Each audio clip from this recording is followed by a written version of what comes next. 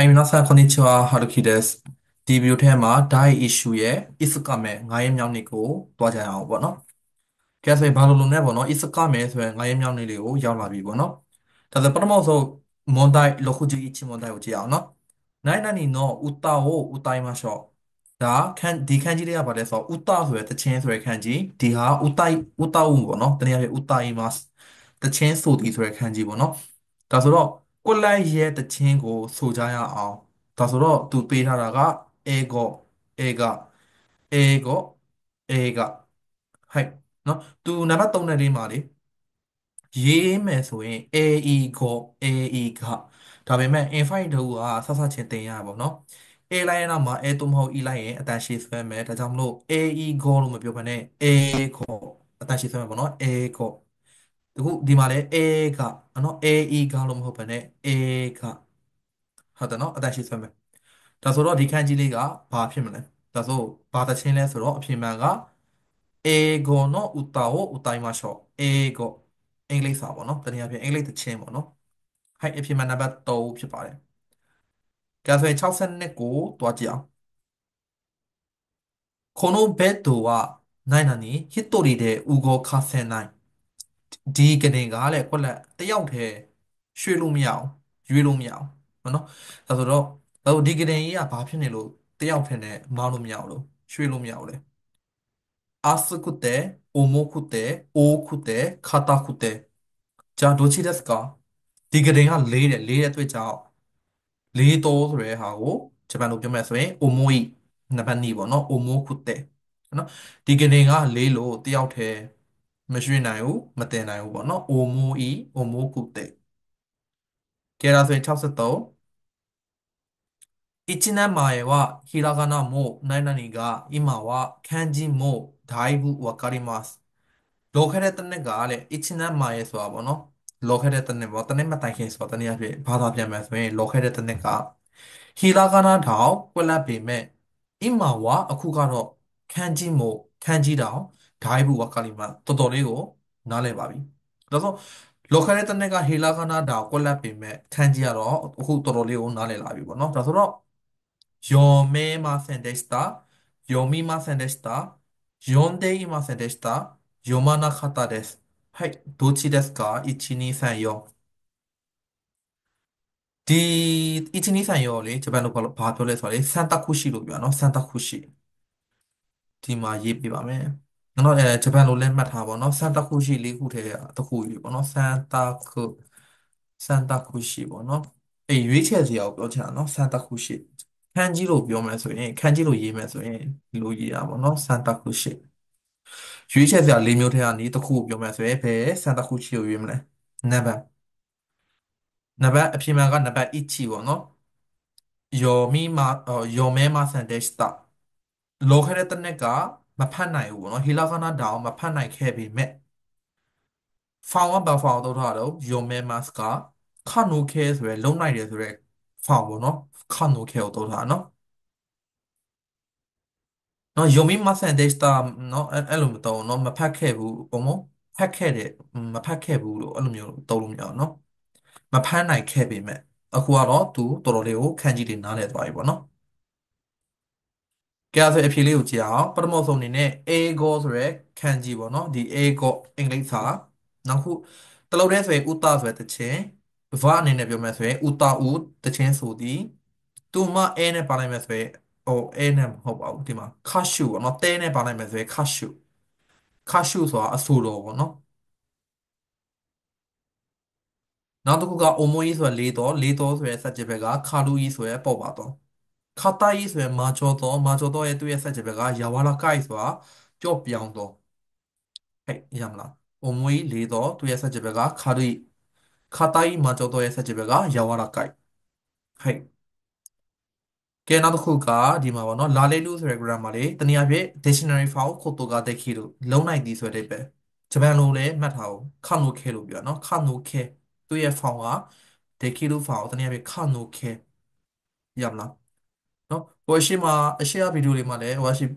ပြောပြထားပြီးသွားပြီလားမသိဘူးပြောပြပြီးသွားပြီနော် eco care file လို့နော် eco care marshall file နော်အခုကခနိုခဲ နော်လုံနိုင်တယ်ဆိုတဲ့ form ပေါ့နော်ခါနိုခဲအဲ့လိုအသုံးအနှုန်းလေးလည်းမှတ်ထားနော်ခါနိုခဲကဲဒါဆိုယုံမှုဆိုရယ်ဖတ်တည်ဆိုရင်ဖတ်နိုင်တယ်ဆိုရင်သူ့ကိုခါနိုခဲပြောင်းနေနေမိနေရဆိုရင်ပြန်ပြီးတော့သင်ခန်းစာသွားကြည့်နော်အဲလိုက်ပြောင်းမယ်ဒါယုံမဲလို့ဖတ်နိုင်သည်တနည်းအားဖြင့်ယုံမှုခုတ်တို့ကတိတ်ခိလို့တာဘဲလူစားသည်သူ့ကိုခါနိုခဲဖောက်ပြောင်းမယ်ဆိုရင်တာဘဲလာလေလို့ group 2ဖြစ်တဲ့အတွက်ကြောင့်လာလေလို့ပေါက်ပြရမယ်စားနိုင်တယ်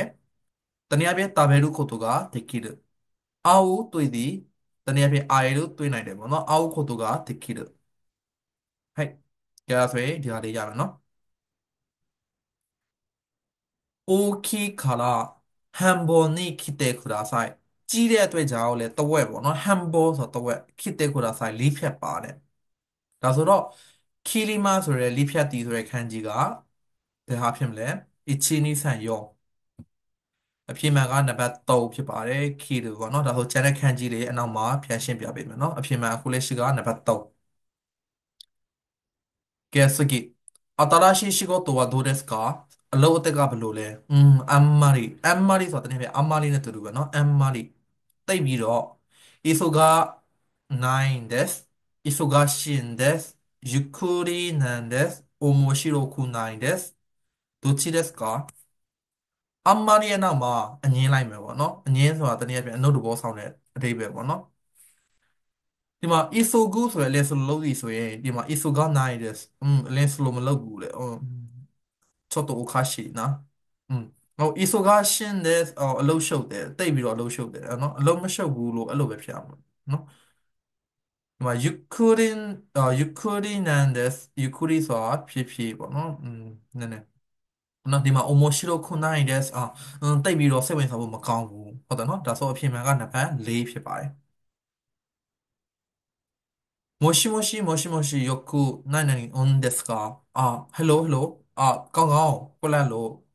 မကြားရလို့เนาะ聞こえない聞いてない聞けないဒါဆိုဖုန်းလေးပါပြောမှဆိုရင်လေもしもし、よく何々ですかတိတ်ပြီးတော့ကောင်းကောင်းမကြားရလို့နောက်တစ်ချိန်တော့お願いしますပေါ့နော်ဒါဆိုတော့ဒီမှာဆိုရင်ကြားရသည်ဆိုရဲဟာလေးရွေးပေးရမယ်ပေါ့နော်聞こえるのの、とにかく聞こえないですかの、なば、အဖြစ်မှန်一番の。よく聞こえないですかもう一度お願いします。という意味ですね。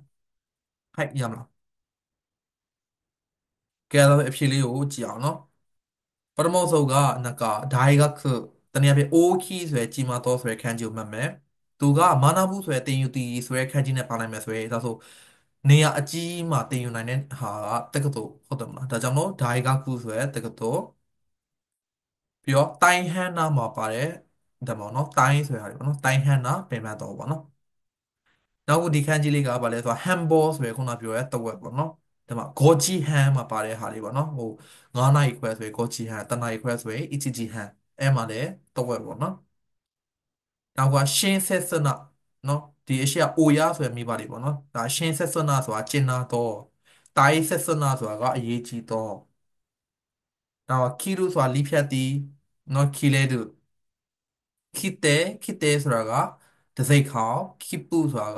လက်မှတ်နော်ဒီမှာဆိုရင်ဒီခန်းကြီးနေနဲ့တော့ပါမယ်ဒီဟာလေးလည်းမှတ်ထားပေးပါနောက်ခု omoshiro ဆိုတဲ့စိတ်ဝင်စားဖို့ကောင်းတော့သူရဲ့ဆက်ချက်ဘက်ကအရှိမလည်းပြောပြပြီးသွားပြီဆိုမနာနာနိုင်ဆိုရယ်ပြင်းစရာကောင်းတော့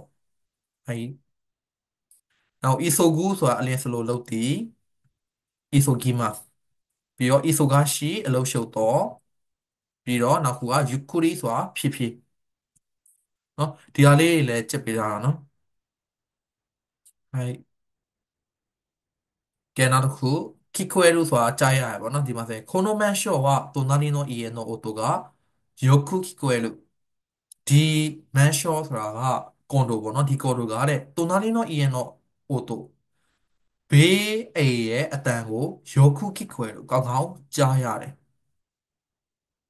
ရမလားနော်သူက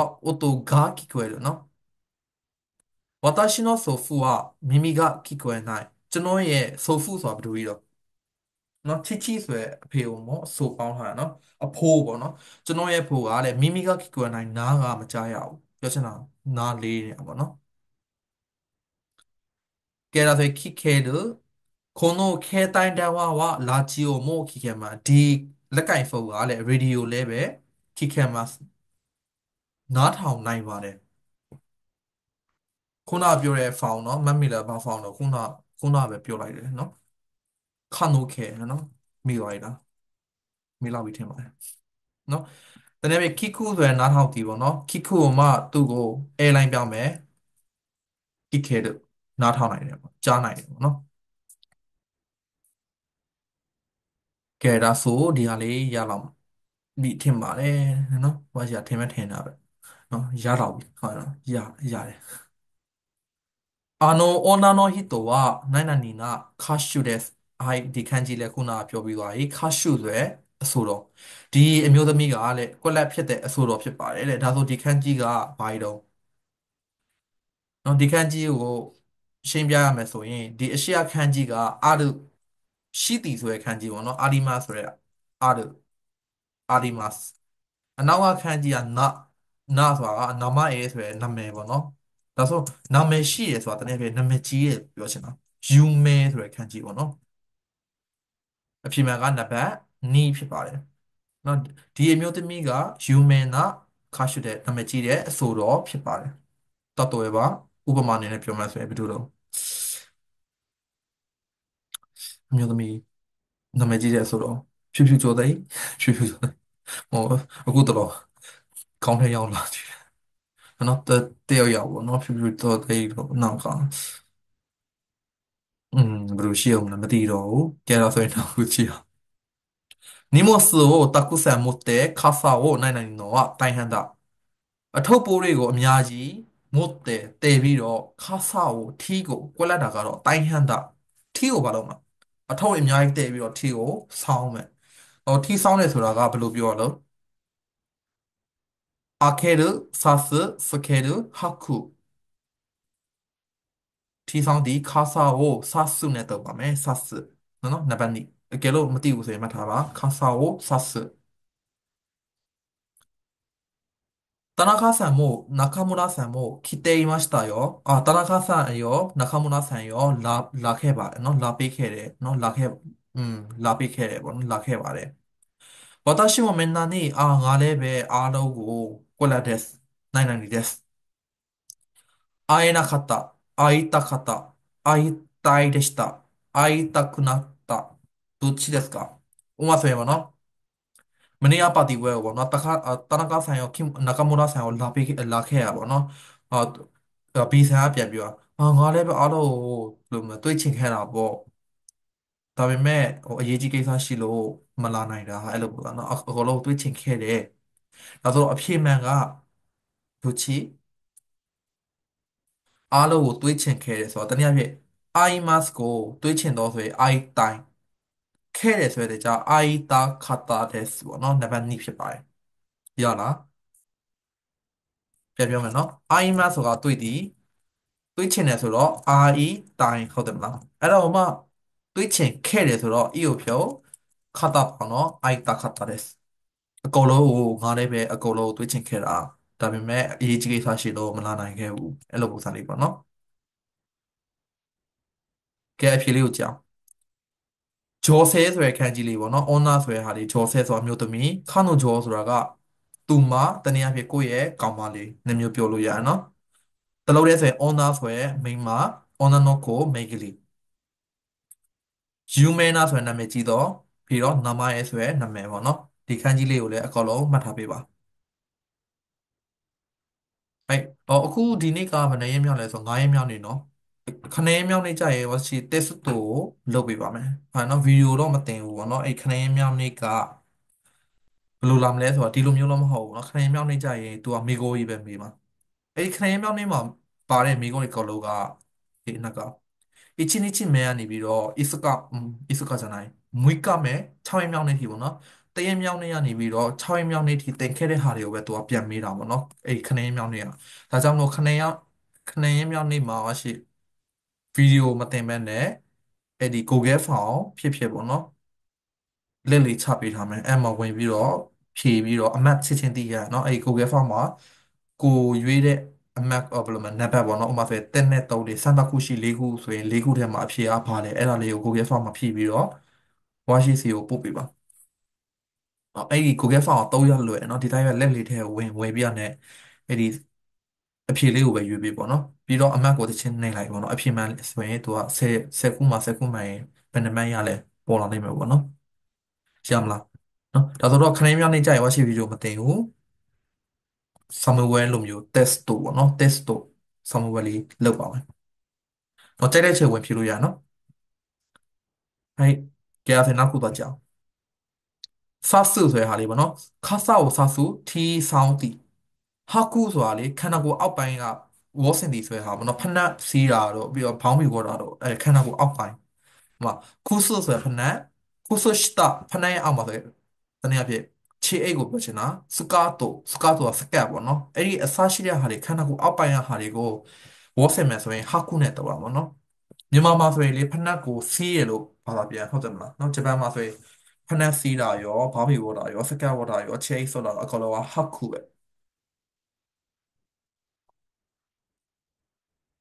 ကဲနောက်ကတိုင်းဆိုတဲ့ဟာတွေပေါ့နော်တာဘဲတို့တာဘဲတိုင်းနော်စားသည်စားချင်တယ်စားချင်ခဲ့တယ်ဆိုရင်တာဘဲတာခတာနော်မူတောက်သည်နော်မီတိုင်းတောက်ချင်တယ်နော်မီတာခတာတောက်ချင်ခဲ့တယ်イクတွားတယ်イキတိုင်းတွားချင်တယ်イキတာခတာတွားချင်ခဲ့တယ်ဟိုက်ရမလားဒီမှာဆိုရင်အိုင်တိုင်းဟိုမှာသူက dash တာပေါင်းလို့မရအောင်เนาะဘာလို့လဲဆိုတော့ e နဲ့ဆိုတဲ့ကြောင်ပေါ့เนาะတနည်းအားဖြင့် e ကိုဖြုတ်ခတ်တာပေါင်းတာเนาะ dash တာပေါင်းလို့မရအောင်เนาะ dash တာပေါင်းတဲ့ဟာက noun ရယ်နာခေယောရှိဆိုရယ်နာ st ရယ်အခေါ်အဝေါ်လေးကိုလည်းဂျပန်လိုမှတ်ထားเนาะ e st ကို ike ယောရှိ ike ယောရှိအဲတိုက်ပြပါဘယ်လိုမှားလဲတော့ike ယောရှိနာ st ဆိုရင်နာခေယောရှိ noun ဆိုရင်မဲရှိ verb ဆိုရင်ဒိုရှိเนาะဒီဟာလေးတွေမှတ်ထားပေးပါเนาะတစ်ခါတလေဆိုရင်ကျွန်တော်ကဘယ်လိုပြောရမလဲ ဘယ်လိုမလဲ EKO ရှိပြောချင်တဲ့အခါပြောလိုက်နော်မဲရှိဆိုရင်ပြောချင်တဲ့အခါပြောလိုက်နောင်ဆိုရင်ပြောချင်တဲ့အခါပြောလိုက်ပေါ့တတိမထားမိပဲနဲ့ပြောမိတယ်ပေါ့နော်ဒါကြောင့်မို့နားမလည်ကောင်းနားမလည်ဖြစ်လိမ့်မယ်ပေါ့နော်တခါတည်းပေါ့နော်ဒီမှာတလက်ဖာတဲ့မှတ်ထားပြပါ EKO ရှိ EHT နာ KO ရှိနာ HT မဲရှိနောင်ဒိုးရှိဆိုတာက ဖはい大丈夫かな大丈夫はい信じる兄は去年大学に入りました。အကိုကတဲ့去年ဆိုတာမနေ့က大学に入りましたတဲ့ことをဝင်ခဲ့ပါတယ်တဲ့ဒါဆို去年ဆိုတဲ့ခန်းကြီးကိုရွေးကြည့်အောင်နော်အပြင်မှာကနံပါတ်อืมတန်ယောဖြစ်ပါတယ်去年နော်မနေ့ကဆိုတဲ့ကြောင့်ဒီရှက်ခန်းကြီးကလေဗာလဲဆိုတော့ခတ်ခိုဆိုတဲ့အတိတ်ကအခန်းကြီးလေးပေါ့နော်ခတ်ခိုဒီမှာကြည့်ပါခတ်ခို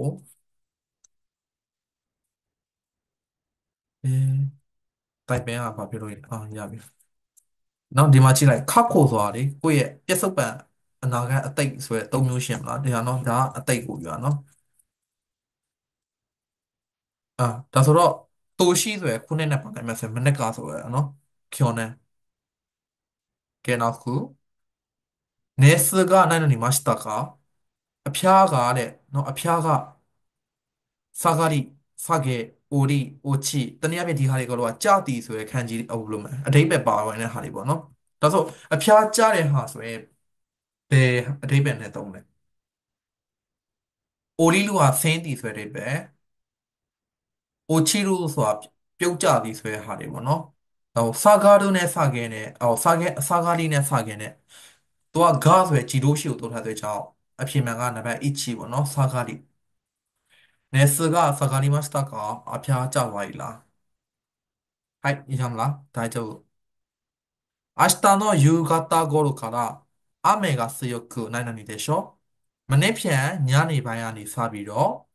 ညနေပိုင်းလောက်ကစပြီးတော့မိုးကအကြမ်းကြီးအရှိန်ကြမ်းကြမ်းကွက်မယ်လို့ထင်တယ်ဒေရှောဆိုတာခံမှန်းတဲ့ဟာတွေပါနော်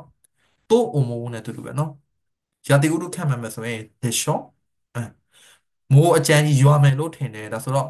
ဖူရုဖူရီဖူတာဖူတေးသူကဒေရှောနဲ့သုံးမယ်ဆိုရင် dictionary form ပေါ့နော်ဖူရုဒေရှော ဒေရှောနဲ့တော့မဒေရှောနဲ့ပါအဲ့လိုဟိုအထည်ပဲမဟုတ်ပဲねတနည်းအားဖြင့်အစတာနော်အစတာဆိုမပြီးသေးတဲ့ကိစ္စတွေပေါ့နော်ဒါကြောင့်မလို့ဖူတာလည်းတုံးလို့မရအောင်နော်ဖူတေအီလို့ဆိုတာလက်ရှိဖြစ်ပေါ်နေတဲ့အရာတွေမှာလည်းတုံးလို့မရအောင်နော်ပြီးတော့နောက်တစ်ခုက foodie mask ကိုပြုတ်တဲ့ show လည်းတုံးလို့မရအောင်နော်ဒါကြောင့်မလို့ကျန်တဲ့ဟာက dictionary form ပဲကျန်တဲ့အတွက်ကြောင့် food လို့တဲ့ show ဟဲ့မနေ့ပြန်မိုးရောက်မယ်လို့ထင်တယ်ကဲခန်းကြီးကိုကြည့်အောင်အနီဆိုရဲခန်းကြီးတခြားလူရဲ့အကိုပေါ့နော်အိုနီးဆန်ပြီးတော့ကျော်တိုင်နော်အနီဆိုရဲအကိုနဲ့အိုတိုတိုဆိုရဲငါညီလေးနဲ့ပေါင်းလိုက်မယ်ဆိုရင်ကျော်တိုင်ဆိုရဲမောင်နှမနောက်ကျော်နန်းဆိုရဲခန်းကြီးကိုမှတ်မယ်နောက်ခုက new ကခုစုလို့ကျောင်းဝင်တည် new in စုလို့စေယုတ်တည်နော် beyond in ဆိုရဲစေယုတ်မှာ new ဆိုရဲ high ဒီမှာဆိုရဲဝင်တည်နဲ့ပေါင်းလိုက်မယ်စေယုတ်တည်ဆိုရဲပဲခုချီဆိုရဲပေါင်းနဲ့အပေါင်းနဲ့ပေါင်းလိုက်မယ်ဆိုရင် iliguchi ဆိုတာဝင်ပေါက် ileru ဆိုတာကထဲ့တည် high လို့ဆိုတာကဝင်တည်ရနော်ဒီမှာလဲလို့ဆိုရင် ile လို့လူဆိုရင် high လို့ချီကောက်နော်မတူးနော်ကဲဒါဆိုရင်နောက်တစ်ခုသွားကြအောင်ခုနပြောတဲ့ saga လို့ဆိုရဲကြာပြီပေါ့နော်သူကなんかジローシオとはのが下がる。道路のじゃれ上がる。というさちが上がる。見てて。なごがたろしとれ下げる。っていうなご上げる。なごが降りるもの。階段を降りる。リガボアセナ。というさちがリガボテですわ。登る。電車を降りる。やたわせね。電車に乗る。やたをする。はい。ကဲနောက်ဆုံးဒေရှောပေါ့နော်ဒေရှောဒါတို့သူတို့ပဲနော်ဒေရှောဒါတို့တနည်းအားဖြင့်ခက်မှန်တဲ့ဟာတွေပေါ့နော်ဟာဟာဝအကန်ခိတာတို့အမေကကျမ်းမာတယ်မလားတနည်းအားဖြင့်ကျမ်းမာတယ်လို့ထင်တယ်နော်တနည်းအားဖြင့်ကန်ခိဒေရှော田中さんは必ずဒီကြလား必ずမဖြစ်မနေခုလို့တယ်ရှောလာမယ်လို့ထင်တယ်နော်မနေ့ကပါတီမှာဟိုမနေ့ကဖိတ်စာဖိတ်ခဲ့တဲ့အတွက်ကြောင့်ပေါ့နော်田中さんကတော့ဒီနေ့မဖြစ်မနေလာမယ်လို့ထင်တယ်ကိုယ့်ရဲ့ခံမှန်းချက်ပေါ့နော် ဒါကြောင့်မလို့ဒီမှာရေးထားတဲ့ free လျော်ကိုအာရဝစုဆိုတဲ့ဟာလေးပေါ့နော်ခံမှန်းချက်ကိုဖော်ပြတဲ့အခါမှာသုံးပါတယ်ကဲနောက်တစ်ခုသွားကြည့်အောင်နော်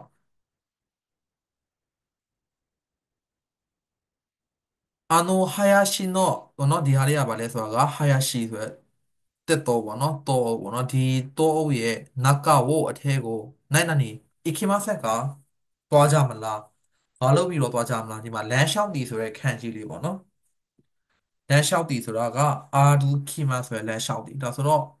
ဒီတောဝေရဲ့အထဲကိုလမ်းလျှောက်ပြီးသွားကြမလားဆိုတော့အာလူဤတဲဣခီမဆန်ကအာလူခုအာလူဤတဲနံပါတ်2အာလူဤတဲ